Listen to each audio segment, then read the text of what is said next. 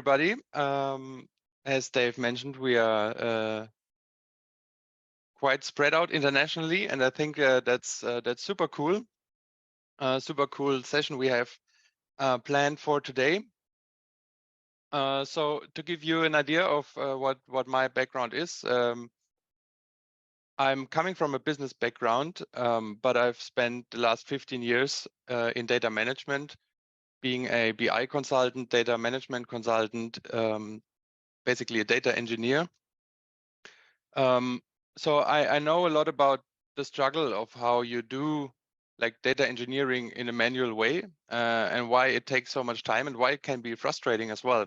So when I learned about Timextender 1 year ago, not only did they give me the chance to relocate to the Canaries, which was one of my dreams, but also they have this amazing product, which I will show you today, that will enable you in your data engineering journey and your data engineering needs to be so much faster and so much more efficient. That when I was presented with the topic for today, raw to curated data in under 90 minutes, I was thinking to myself, well, it may be a challenge, but I think we can do even better than that. So let's say raw to curated data in under 60 minutes, and I would even go if we take it slow, right? So I think we can do much more than this in 90 minutes. And this is why today we have a two-part presentation. Basically, we will take data from raw to curated, and I will take you all the way of how you do that.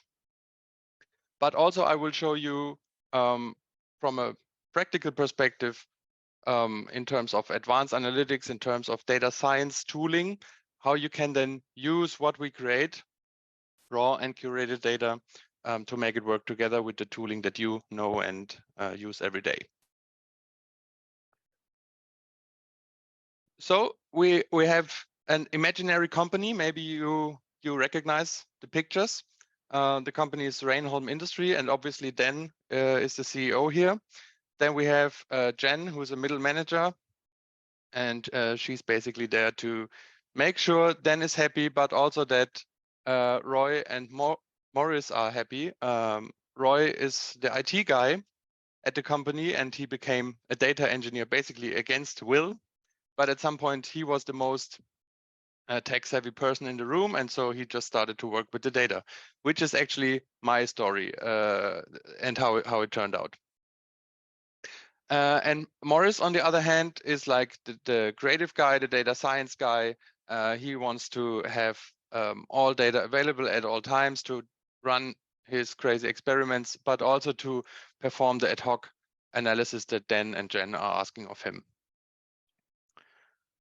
Right, and I think that's very typical, that if you look at a company and at a data situation, that you have different groups of people who are asking and needing different things from the data. Of course, you have the business users.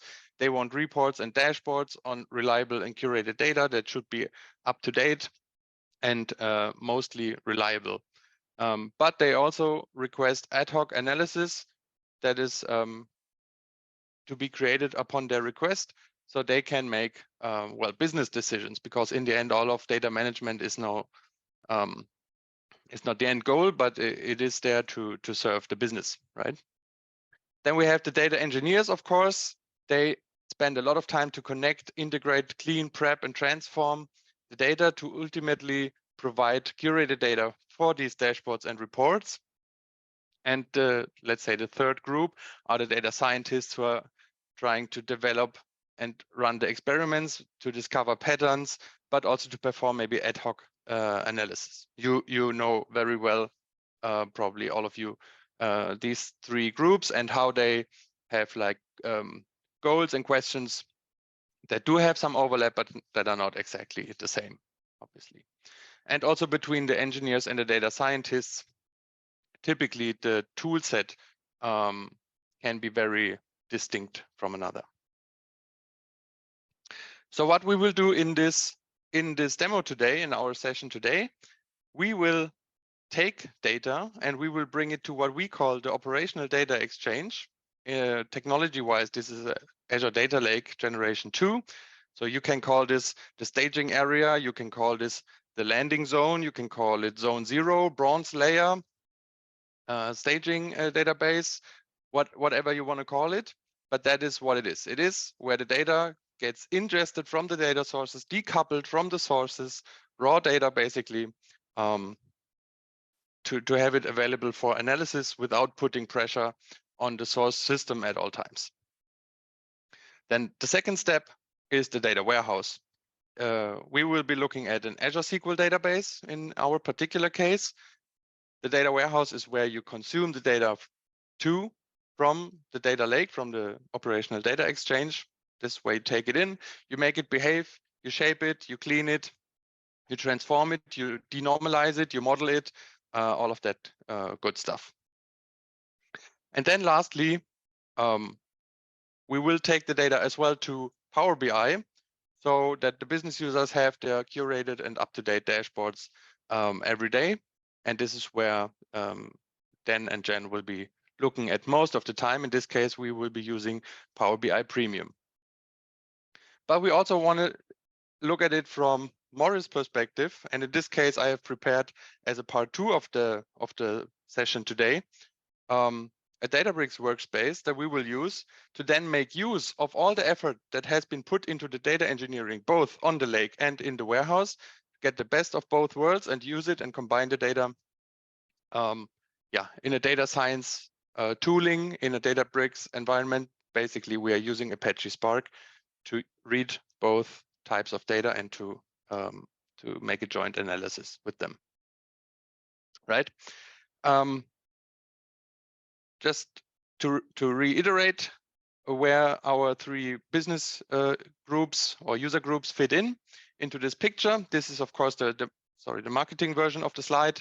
And this is basically the whole data management scope that Timextender covers for you. We bring in data from 250 data sources, right? So no more manual coding of data sources on how to ingest the data.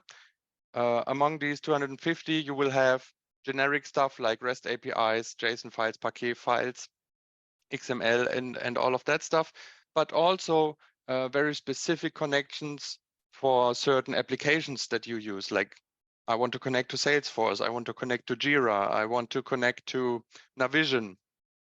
So where your business data actually lives. So we bring these connectors. And then we have the 3 stages: the operational data exchange, the modern data warehouse, and the semantic model. And Morris will be mostly interested in looking at raw data from the lake, but he will also need, let's say, curated data from the warehouse, like customer master data or something like that. And then we have Ren, who's taking care of the whole chain to get the data moving. And then, of course, we have the business users who are mostly interested in this part over here, use everywhere, but that's not their only focus. So this brings us to what we will actually do. So part 1, as I said, is we will curate the data. Let's say in our company, we are based in the US and we have already a financial dashboard in Power BI running. And in there we have our sales over the months that we are already looking at. And we also have a breakdown by, let's say, product models over here. Now I'm the data engineer and I get a call. We acquired a new company. They are based in Europe. Please onboard their ERP system to the data lake, consolidate the new ERP system into the existing infrastructure, add all of this to the existing dashboard. But also please load exchange rates from the API because we now need to cover multiple currencies. This is actually a live web API giving us XML data. And then also please create a new measure that we will call cross-line total in euros, and it should be available in euros. Now, if I think back to my days in consulting, if I'm tasked with something like that, besides the fact that I was working as a part of an army of, let's say, 20 engineers or something, if we were to do something like this, this requirement will take, I don't know, at least days, if not even weeks, to complete and to go through the whole process. But today, as I said, I'm pretty sure we can do it in less than an hour. But we won't stop there, because once we've done all of that, the data is available and it's ready to use. And we can not only have it available in the dashboard, but we will also make a part 2 of today's session. How can we use Apache Spark to really read and connect to raw and curated data that we have created today along the way? How can we connect and read, join them together, and then perform an analysis on both of them? All right, that's enough for the slides for now. So let's jump over to Power BI. And here you can see the dashboard, basically the one that we have seen on the slide. And we have here one source company, and that is called AW 2019. And we have an analysis of our sales figures across the months on top of here. And over here, we have a breakdown of product models. And then we also have like a table visual down here. Everybody who's familiar with Power BI, this is what you do in here. So now we want to go attack our task and get the other company onboarded here as well. So since we are using Timextender, and this will give you a low-code environment and a very straightforward way of doing all of this, the first step I need to do is to create connectivity. Connectivity to the source systems is being handled in the Timextender portal. So I will just jump over here, and you can already see data sources that are being configured in here. So the data that we've seen at the moment is company data USA. My friends in IT have already configured for me company data EU. So this will be the second company that we are using. But more importantly, you can see over here the provider names. And the provider names show you that all the variety of connectivity options that we have. So in this case, we're using SQL Server data sources. But on top of here, we also have Business Central or Microsoft Navision data source. We can use Azure Data Factory to ingest data. We can connect to CSV data. We can connect to REST interfaces. We can connect to Excel. Excel is your friend, always remember that. We will use this data source as well, exchange rates, which is a REST API, and it will spit out XML data. Actually, we can have a look at it. So this is what this data source looks like, and we will connect to it. And we have a whole bunch more. You can see I have a Jira application connected. Parquet files can be connected. Existing data lakes can be connected. So there's a whole list of connection options in here. If you want to add a new one, just click on the add data source, and then you get the whole list of all the 250. I think it's even more. It's closer to 300 or something like that. That is all I need to do in here. So basically, you can think of what do you do in the portal is configuring connection strings, basically. The next step is to jump over to the Timextender desktop client. And that looks pretty much like what we've seen on the slide before. So you have also the 3 layers in here. On the left, you have the ODX, the Operational Data Exchange, and it has configured some of the data sources that we've seen in the portal already. In the middle, we have the MDW, Modern Data Warehouse. So this is our SQL database. Oh, sorry, and the ODX over here is representing basically a view on a Azure Data Lake storage container. And on the right side, we have our semantic model, the data mart, the data product, with the different endpoints, where you can use the same model in different front-end technologies if you like.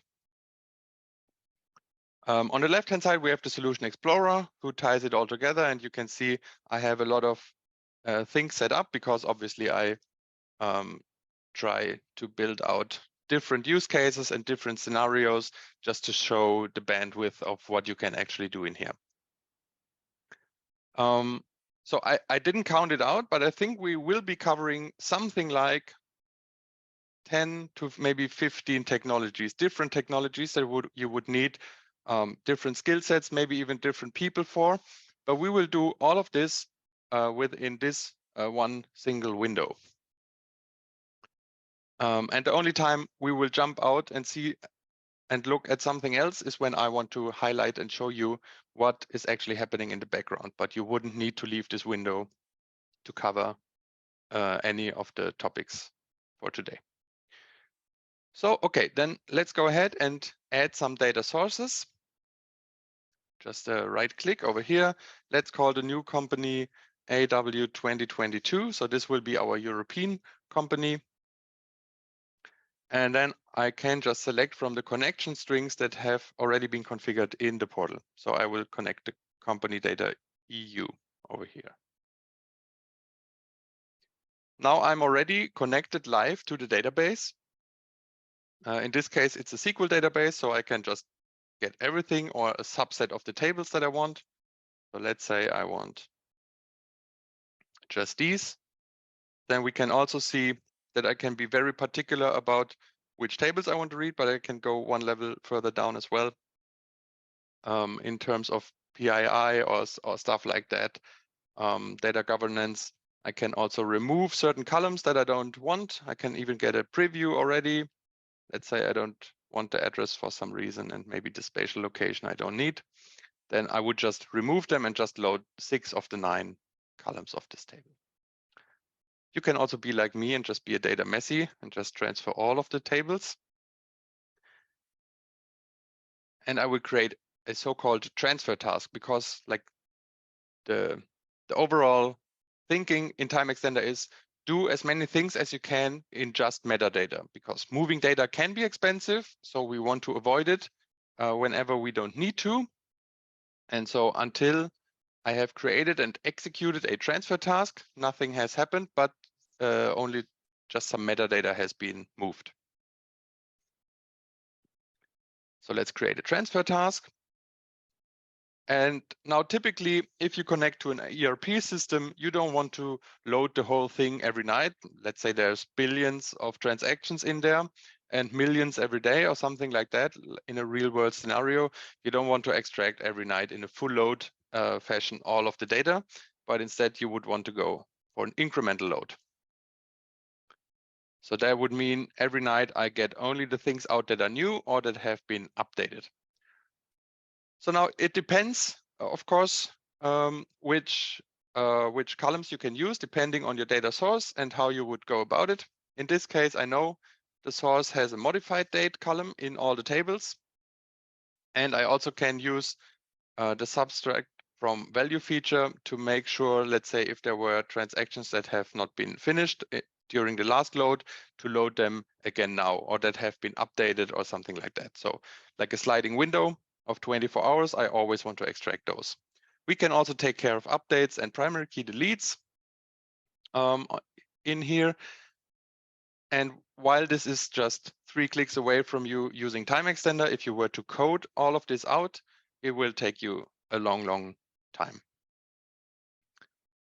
We also try to make many things as efficient as possible on big data sources. So we do have a lot of these rule-based approaches.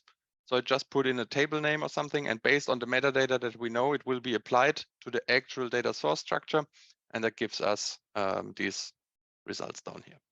That's all I need for a incremental extraction. So let's just execute this data source. And while we're doing this, let's connect another one that I will call exchange rates.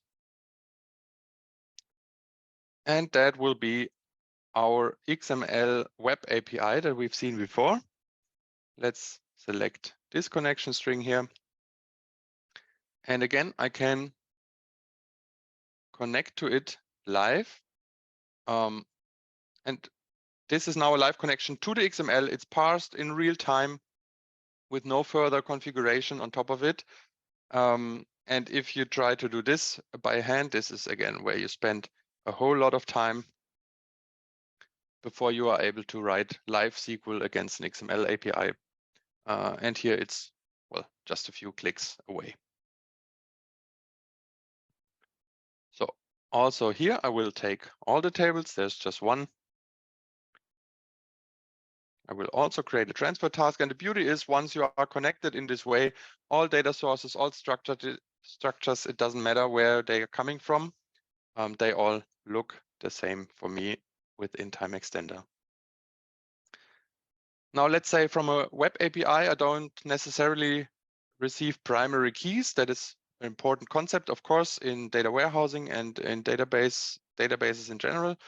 So if I don't get them from the web API, I can also just go in here and configure them. And let's say we have seen the exchange rate table will be identified uniquely by these 3 columns. And then basically we want to build up later on a history of the actual rates. So this is not part of our database key, but these 3 columns will make up the key. So I can just configure them like this. Again, this will result in a rule-based approach on top of here. And then we are done with the exchange rate. So let's execute this as well. The other task has already finished meanwhile. So now we can maybe jump over to the lake because we already now have raw data in our data lake.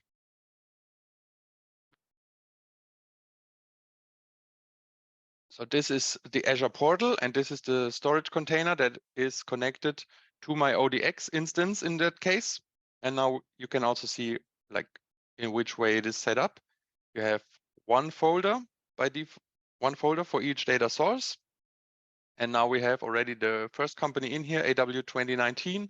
If I refresh now, obviously we get the new data source AW 2022, and we also get the exchange rates.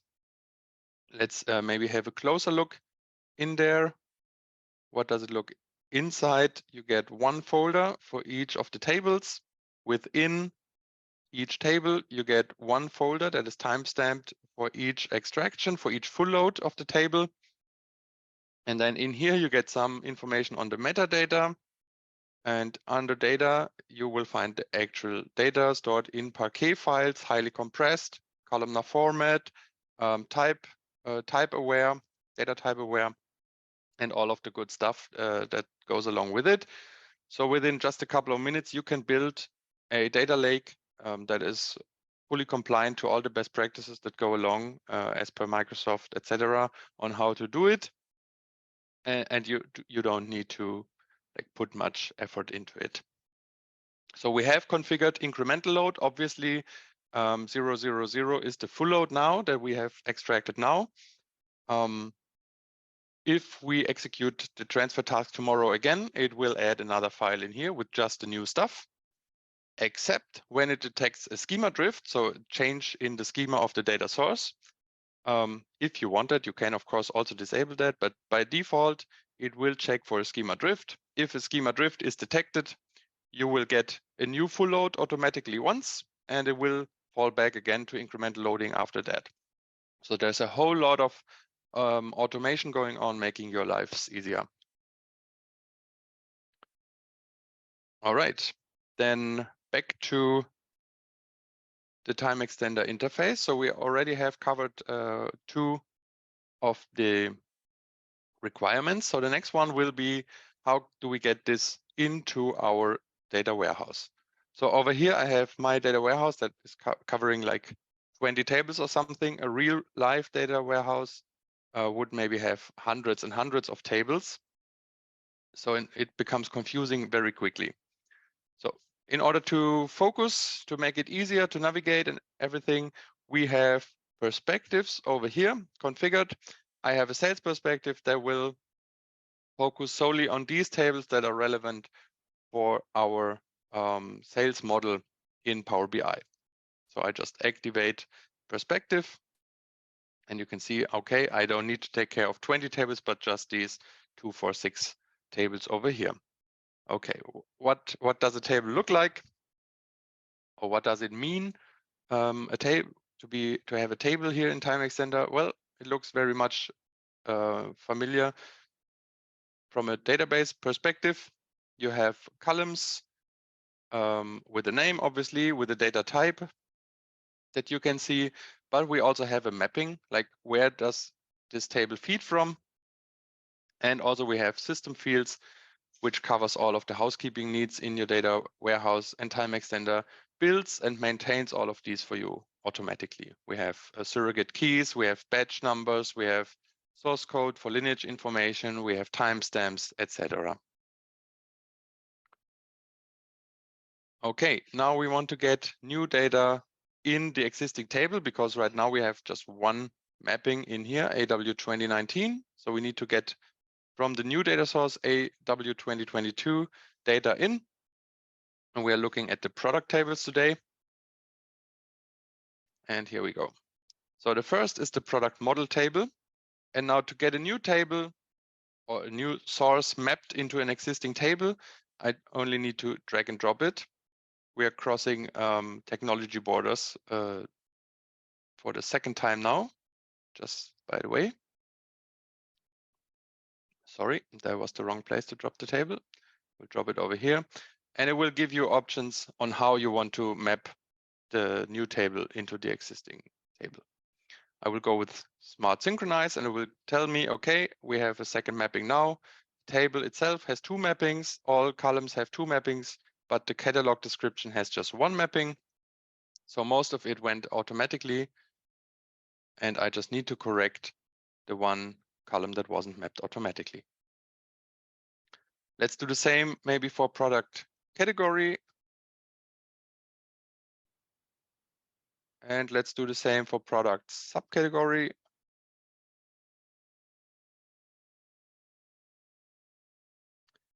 And let's also look at the product table, the product dimension that has a couple more columns. Again, let's smart synchronize this one. And you will see, again, now I get the warning or the message over here that the mapping is not even. And we try to make it even easier for you to avoid mistakes in here. So you can see the stop sign. You can't drop the columns where the data types are not compatible. So this is, of course, not a check on the content. Does it make sense to map it here? But at least it is a technical check to avoid technical mistakes. So making sure that you only map compatible data types. And now, if you imagine we are not consolidating two data sources, but maybe 12, 50, 100. If you do enterprise level consolidation, international consolidation of your numbers, and let's say you have 50 entities across the world with each their own ERP system or something like that, then you wouldn't want to drag in 50 times the same table, but you want to take it one step further. And again, we have also for the mapping a rule-based approach. We call it a mapping set. And in this case, you don't need to do anything, but just synchronize the rule set that you already have. New table found that will match your request or your mapping set, your rule set, and map it in, and you're done. And we will do the same for the sales order detail. Evaluate the mapping set again. And now we have two mappings in here as well. All right, so far we have only looked at existing data, but we also need our exchange rates in here. So how complicated is it to set up a new table? Well, it's exactly the same. Take a new table, drop it on the tables, and you have your new table in here with the names, with the primary keys inferred from the data lake, with the data types, everything set up around housekeeping, and the mapping is also in here. So that is super cool. Already that was pretty easy. Next thing, we want to make sure that we build a history of exchange rates. Again, this is going to in the direction of slowly changing dimensions and topics like this. How do you build history? How do you make sure to have the right to always have the right exchange rates and stuff like that? For point in time analysis, for as is analysis, this is where you want to have something like that. And you can build this again by hand, but it will take a whole lot of time and it will be very error prone. we have coded this out for you, so you don't have to. You just click on the table settings, enable the history, make some additional choices if you want to. Then you go to the data extraction, and of course, a historized table we can't truncate every time, so I disabled that. And now the table is historized with a small h. Now I need to configure what exactly do I want to historize within the table and how do I want to historize it, because there's different strategies, type 0, 1, 2, 3, etc. So I just click the history settings. I select my natural keys, or they are even pre-populated from the primary key of the table. And I will just say, build a history for the exchange rates, please, type 2. And if you look what's happening in the background now, if I open up the history settings, you will see what is actually going on. We're building surrogate hash keys for type 1 and type 2 columns. We will create from and to timestamps. We will create a isCurrent flag and all of that stuff. So that was pretty cool. Now I have my table available. Let's join it over to our fact table. To create a relationship, again, I just drag and drop the two columns that are related. I want to create a relationship, and now it's persisted in my model as well. And now we want to make a calculation in the fact table with the new exchange rates. So let's drag them over here, and it will pick up that we already have a relationship. And since the dimension table is historized, but the fact table is not, it will ask, like, what view on the exchange rates do you want to denormalize to your fact table? And in this case, I want to have the historical correct exchange rate based on the order date. It will then also ask me if I want to do some performance optimization. That is always nice. And then I have my rate, and it will be joined based on the currency code, of course, but it will also make sure that the from and to valid dates are between around the order date. Okay, but maybe I also want to sometimes have another view on the data, so I denormalize it a second time. And in this case, I want to use the current values of the exchange rates. All right, that is good. Now I have these two. So let's build our figure now, our new measure. Now I create a new field. Let's call this gross line total in euro. And we go with a numeric data type for that one. And let's add a field transformation. Timextender, well, we say we do low code. We don't do no code because it makes sense to have the flexibility and the power of code and the whole feature set of the underlying technology available at your fingertips when you need it. And this is why I now add a custom transformation where I can add custom SQL code in here to make my business rules apply. In this case, we will take the order quantity, multiply it with the unit price, and we will multiply it as well with the exchange rate. And while I have done that, you have maybe noticed down here, the parameters popped up, and they will give you the lineage information. So where does your data come from? How is it being transformed? And where does it end up? What's the impact if I change something, et cetera, et cetera. So all the dependencies, all the metadata magic is down here in the parameters. And of course, this is a very simple example, but even in the real world with hundreds of tables, with a lot of code maybe in there, you still have that lineage information with the through the parameters. So you always know where's the data coming from and how is it being transformed. And that, of course, is super powerful because now I have this formula, and this is where the data engineer typically gets sweaty because now I'm being asked, okay, rate is not a very good naming. This is not our naming convention. Please change the name. And then, okay, this is, this is the exchange rate euro, and this is the historical one as per the order date. So now I make this change as per our naming convention, but I have all these formulas spread out throughout my tables, etc.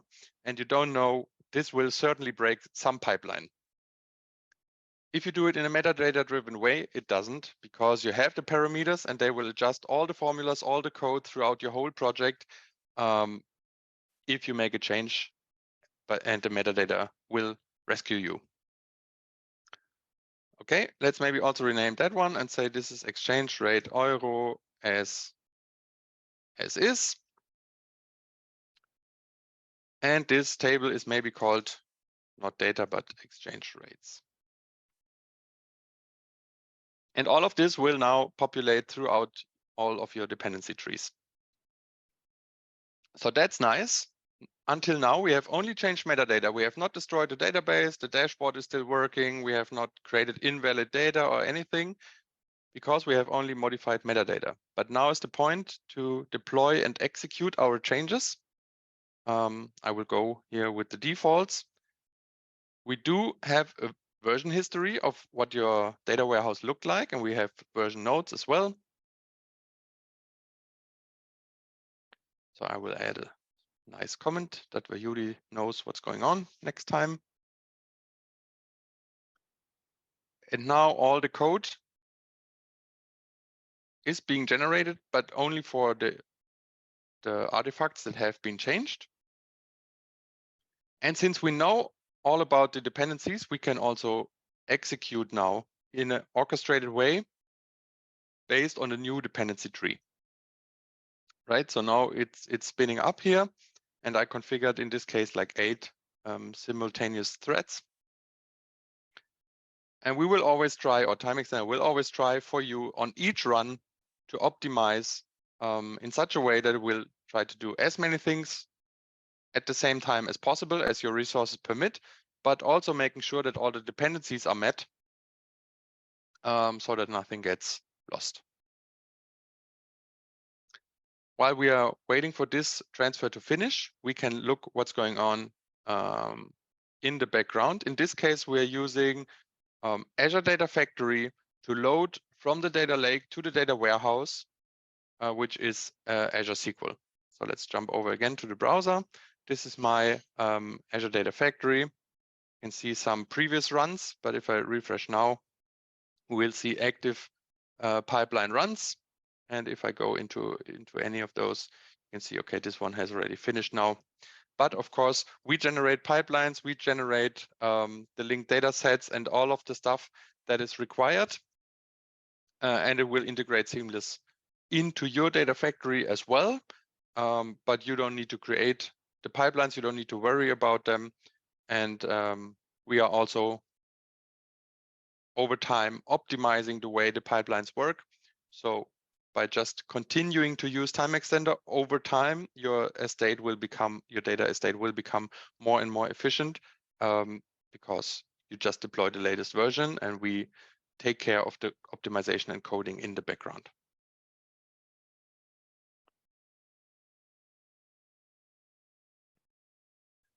So now that is done, and you can now really see like in which orchestration the dependency tree has resulted. So this is how it's being resolved this time. We will log execution times and data source behavior over time as well. And it actually feeds machine learning models in the background, and they will be used to optimize the orchestration on each run. Okay, that's cool. Now, how do we get the new measure into our semantic model, into our dashboard? Let's have a look at that. That also looks very familiar for everybody who has worked with a tabular model or a semantic model before. So you have also like tables, dimension tables, and here we have a fact table with some measures in there, some relationships. And here again, it's the next technology, but I can just drag and drop it across, take our new measure, gross line total in euros, and I can say this is the order quantity times the unit price in euro. I want it to be a currency. And I want it to be summarized by default. And that's basically all you need. And we have already made the changes to our semantic model. Now, depending on which front-end tool I would use, I can deploy and execute the different front-end tools that I need. In this case, we go with Power BI Premium. Again, deploy and execute. The semantic layer is also version controlled. And you can also, for that, always go back in time. Let's say cross-line total edit. And I will now send out under the hood an XMLA command to deploy the new model, to publish it, and then it will trigger a dataset refresh on the dataset.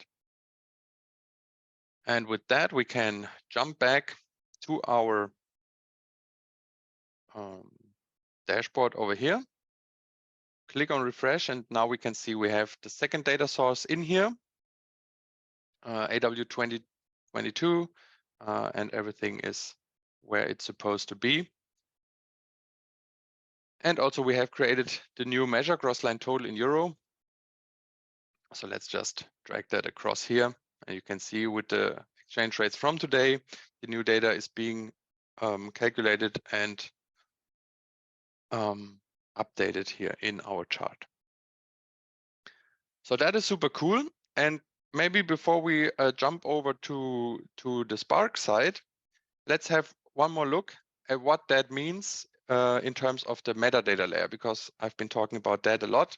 And I think it's a super great tooling for the data engineering side because it adds so much transparency. Like why did I end up with that number? Where does it come from? How does it calculate, et cetera, et cetera. And we have all that information because we did all of these things in the single UI, and we've built out the metadata layer on top. So I can, on everywhere in my project, just right click and get the data lineage for a particular field. And based on all the things that you have done in the project, you will get the dependency graph for this particular column or for this particular measure. And you can do it backwards or forwards, or you can start in the middle. And in this case, it takes us from the Power BI measure or column in the Power BI table to the data warehouse. It will take us to our own transformation in custom code, and it will take us all the way back to the data sources in here. And I think that's super powerful. And since you have that, obviously you can also just create a documentation from that information. And that will give you a fully linked PDF file that is always up to date with all the tables in here. Our new table is already there. And let's jump to the sales order detail, to the fact table maybe. We can see even our new newly calculated column is in here, cross-line total, and it even goes down to the level of the formulas. So that was the first part of the demo. So we took now raw data to curated data with a lot of explanations in well under, let's say, 45 minutes. So, but now we have the data in the lake and we have the data in the database. Now, how can we bring them together? And that's where I think Spark, for example, is a super cool technology that gives you the flexibility. And now I set up a workspace in my environment here. And obviously, I'm super grateful now because Ren has done all the data engineering, right? And I have just my trusted sources to connect to. So I don't need to worry about putting too much pressure on the source system or having, well, not very clean master data or something like that. I just go to my two places, the data lake and the data warehouse, and I consume all the stuff from there. Obviously, never store your secrets in your code. In this case, I set up a Azure Key Vault for that to store all of the secrets. And first, we want to connect to the curated data, so to the modern data warehouse. I have set up a small cluster over here with some Databricks runtime environment. and the cluster is up and running. And obviously I have prepared some code here as well. So in this case, the MDW is a SQL database, Azure SQL in this case. So I need to specify that particular driver, and I will get the host name and also the database name from my Azure Key Vault. And I will do the same for my SQL user and SQL password. And from all of that, I will just combine it into a connection string. So let's just execute that one. I think the cluster is just waking up.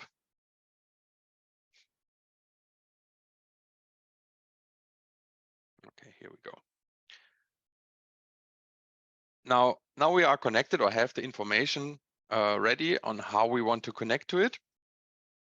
And then what we do is, in this case, we're using PySpark. So we are using Spark commands within Python, within the Python language.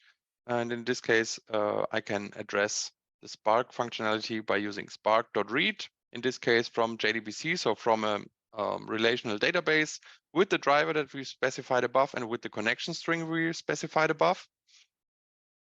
And the customer dimension has the name in the schema MDW customer. So I just plug in the table name in here and put in username and password and then load the data. And then I can display it because Spark is actually lazy in the best sense. So it will not read the data until I actually do something with it, either perform a calculation to write it out to some file or present it here on screen or something. So only if I really do something with the data, it will be read from the actual destination. So let's execute this cell here as well. And now we are looking at the curated data in our data warehouse that we've just created. Right, so here you see some housekeeping columns and then all of the columns that are in there created from the data source, but also the stuff that has been added by Timextender, like the lineage information, what came in which batch, what's the source code, what's the timestamp, etc.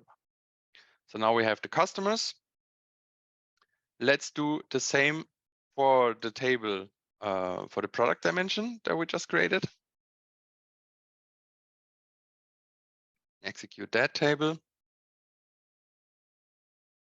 And again, now we can see down here the product dimension table data. So that is all good. Now we have the master data that we need for our analysis because we want to analyze sales across the products, but also across geographical regions. That was the question that we got. But I don't want to do, I want to use the master data for that, but I also want to use the raw data. It's the latest and greatest data that we have in the data lake, because let's say the transactional data in the data warehouse is refreshed just once a day. And that is just not up to date enough. I need it with the latest data from today because there was an incident this morning or something like that. So now we need to connect to the data lake as well. And I put in all the links in the notebook, and we can share that with you, obviously. And all of this code has been taken and put together from the documentation. So you need to set certain parameters. Again, we get some secret values from our key vault. And then we set some configuration values that really tell Spark how to connect to our Azure Data Lake. And we put together down here as well, like a connection string, and plug in all the options that we need. And the end result of that will be that the data lake to our Spark engine looks just like a local temp folder or something.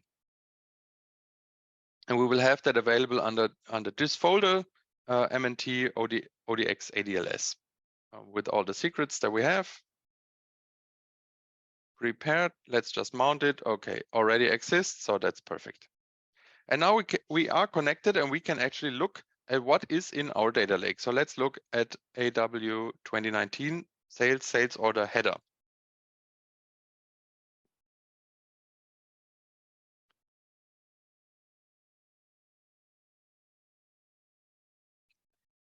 All right.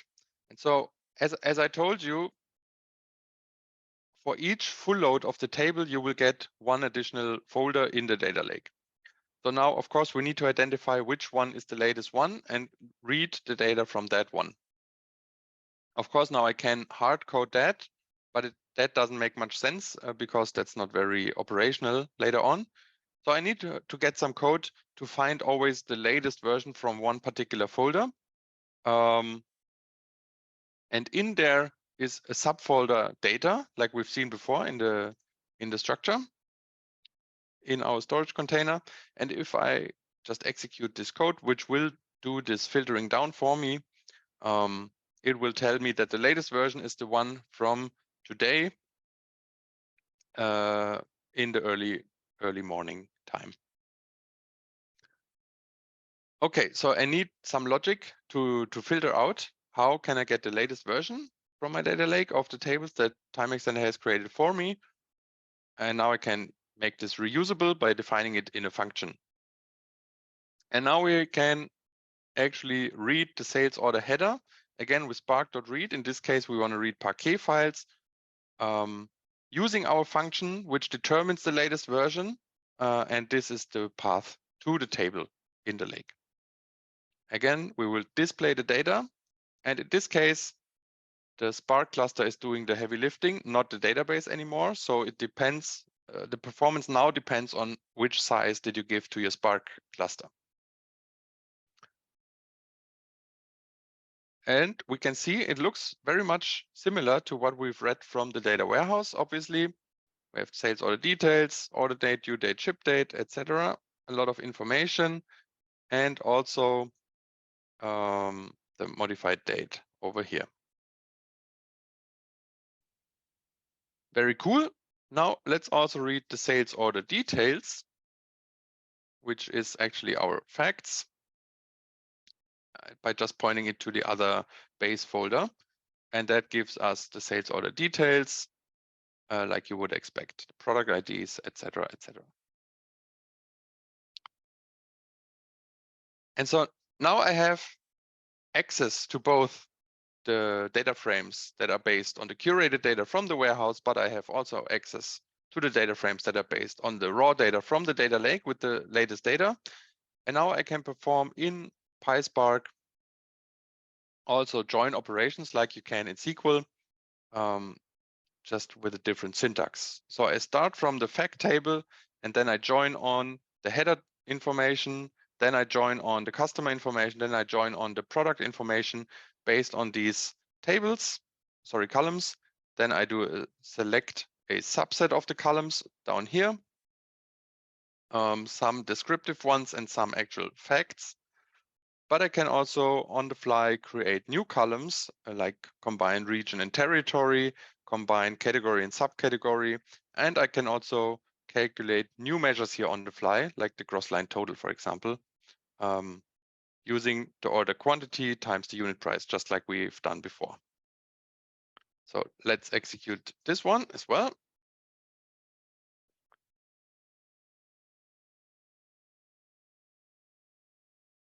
All right, and again, we display out the data and we get the order quantity, unit price, etc. So all the columns that we've selected, but also the ones that we've added on top, the region territory combination, category, subcategory, and also the calculated gross line total. And then, if I want to now persist this table to do further analysis on it without writing it back to the data warehouse or something, or going back to Ren, I can just write out this table and have it available, let's say, as my analysis, like a shortcut, and then clean it up later, for example.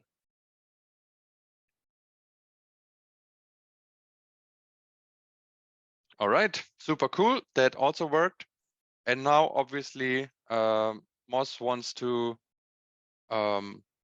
get back on what he was asked for. And for that, he wrote some more fancy code. And as you know, you can now, sky's the limit. You can perform all the tasks visualization-wise that you want to do, or in terms of experiments or whatever, and make them operational and not just a one-off. thing. So in this case, again, I put together some code to get some visuals out here, because Power BI is not so good in XY charts, in the cluster charts. So I used instead Spark to give me these charts and to see, let's say, how the gross line total is influenced by the order count and how does it spread out across our categories. And okay, no big surprise here. In our portfolio, the bikes themselves are the big ticket items. So they are here and generate the big gross line totals, even at lower order count numbers, whereas the components are of lower value, and so they are more here on the left side. Of course, I can also switch the angle now from an analysis perspective.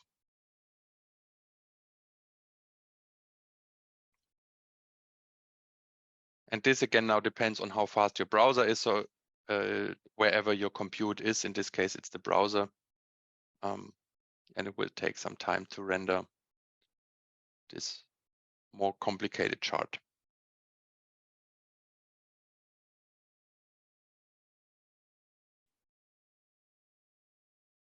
Or maybe it doesn't render at all.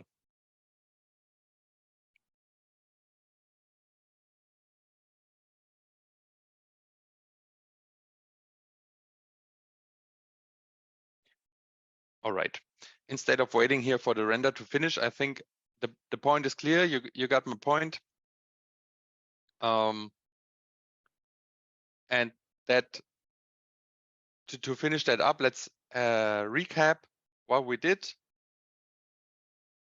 Let's say, looking back at our 3 user groups, the business users are happy because they have their dashboards available. But also, if they make a request for some ad hoc analysis, they will receive it in a timely fashion. Makes them happy. The data engineers, they are as happy as they get because everybody else is happy. And that is actually, well, one big source of stress for the data engineers. There's a lot of requests coming in. They need to keep infrastructure running while still getting new features out or new data in, etc. So they are happy because they can fulfill all the requirements that they are asked for. And the data scientists are happy because they get access to all the data that they want and need without too much prep work over and over, because there's a much cleaner split between what the data engineer can do in a timely fashion and what a data scientist, what is actually his task and area of expertise. Dave, what do you think? I think that took us way farther in 60 minutes than just from raw to curated in 90. Man, made it look easy, Frank.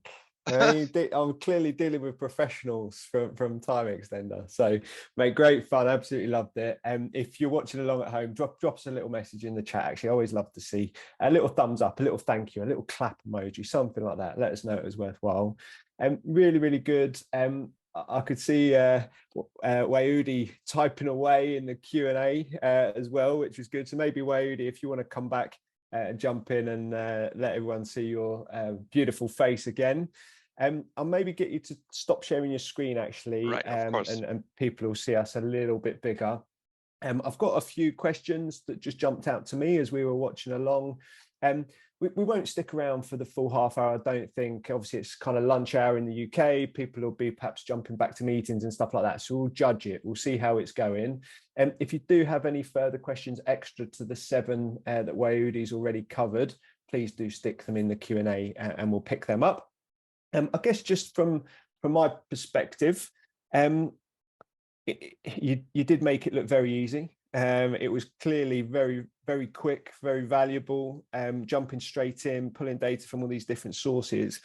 In terms of the architecture side of things, are you able to decide, what architecture you want to use? What flexibility is there within the tool?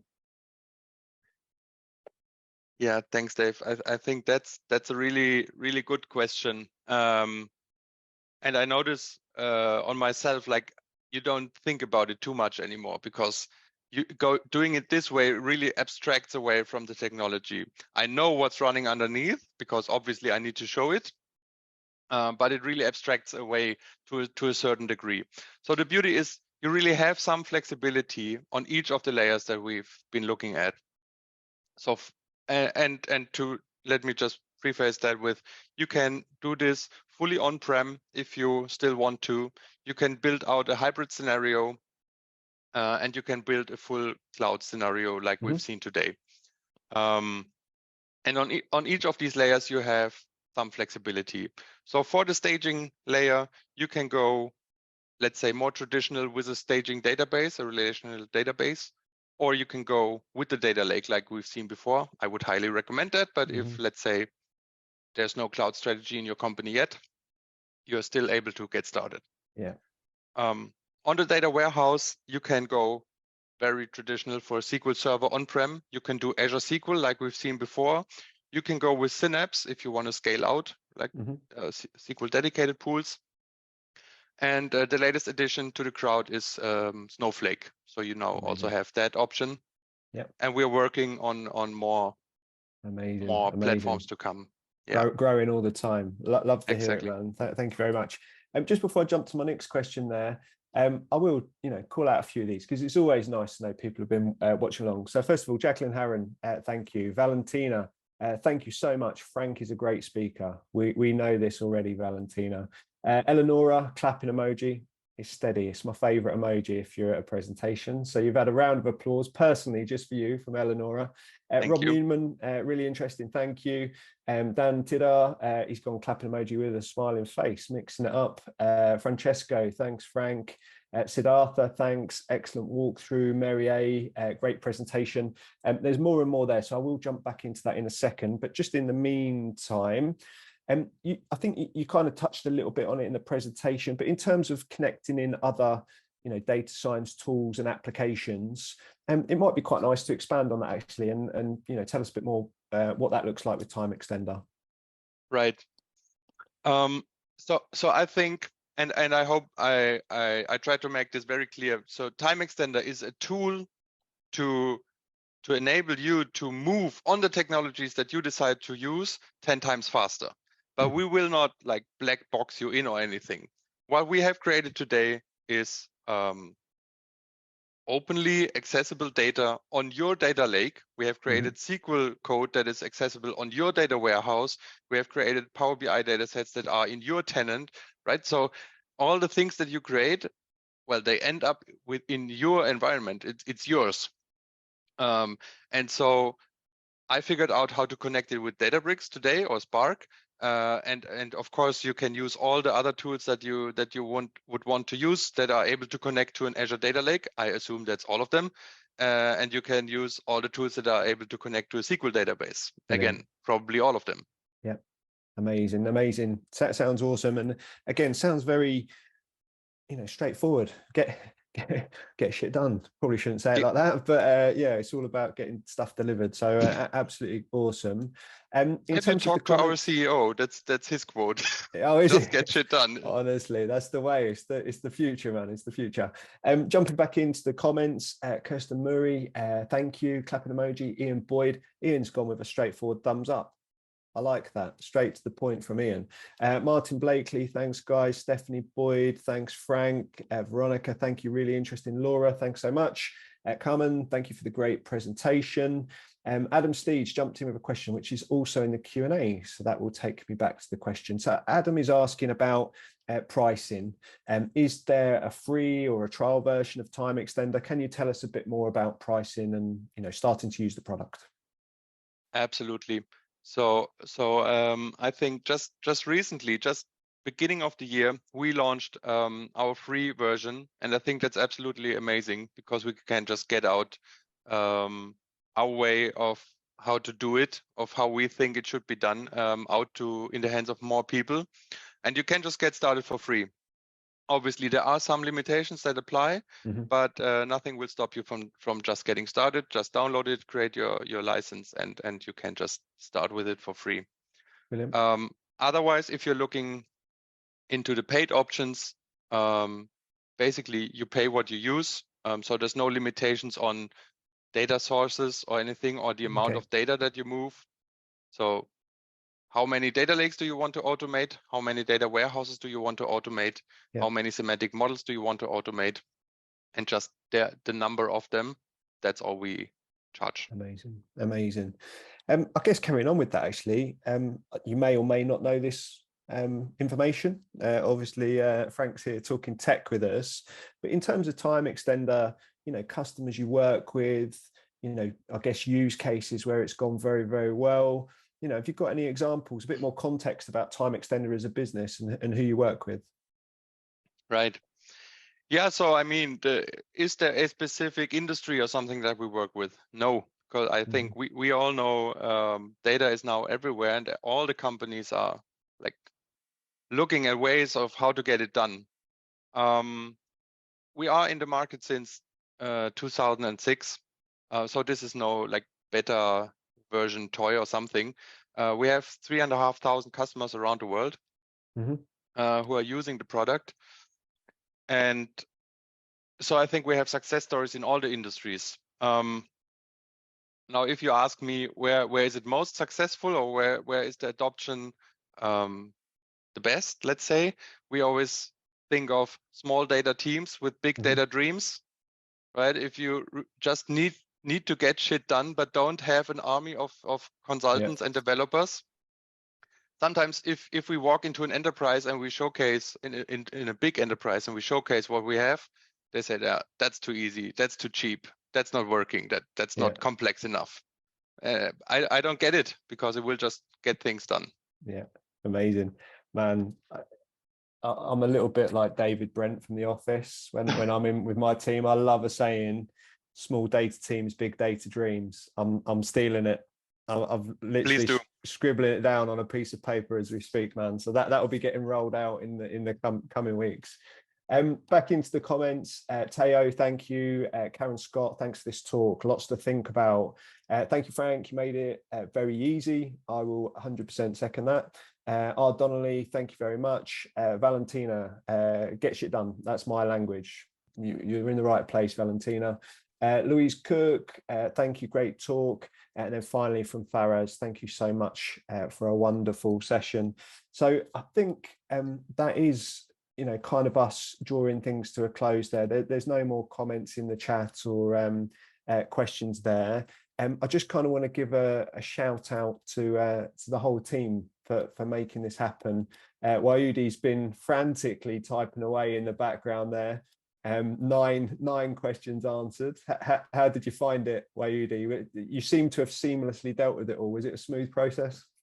It went very smooth. The questions were top. So yeah, that's fantastic. The interaction with everybody. So amazing. Great. It seemed to be very relevant questions as well, didn't it? Very knowledgeable users we've had come and join us today, which was nice to see. Yes, I got that same feeling. So amazing. Great audience. Stuff. Amazing stuff. And yourself, Frank, I always like to ask, how did you find it presenting at the Data Science Festival? I liked it a lot. I think it was amazing teamwork beforehand in the organization running up. I think we had a great interactivity today. Big time. I like it when there are questions coming, and if we give people something to think about, that's what I love the most. I think we've definitely done that today, and I think the thing we're looking forward to at the Data Science Festival, obviously, this is the first session, but as mentioned, you will be joining us at in-person events as well. So I don't know who will be coming from Timextender, but if it's either of you, it would be obviously great to meet you in person. And I do also have to give a shout out to Sarah in the background for pulling it all together. And then obviously from the festival side, we've had Jess and Philly working very hard. So it's been really, really enjoyable. I guess in terms of just wrapping things up, it's been great learning more about Timextender. I personally have learned a lot, and I hope everyone at home has. And just really appreciative, actually, because obviously it's not just the time that you've given up today to come and share with the community. It's preparing the data, it's preparing the session, and all that sort of good stuff as well. So thank you so much. It's been a fantastic session. I hope everyone at home has enjoyed it as well. And I look forward to seeing everyone very soon. So thank you all very much, and enjoy the rest of your day. Thank you, Dave. Thanks, everyone. Thanks, everybody. See you later. Bye-bye. Bye.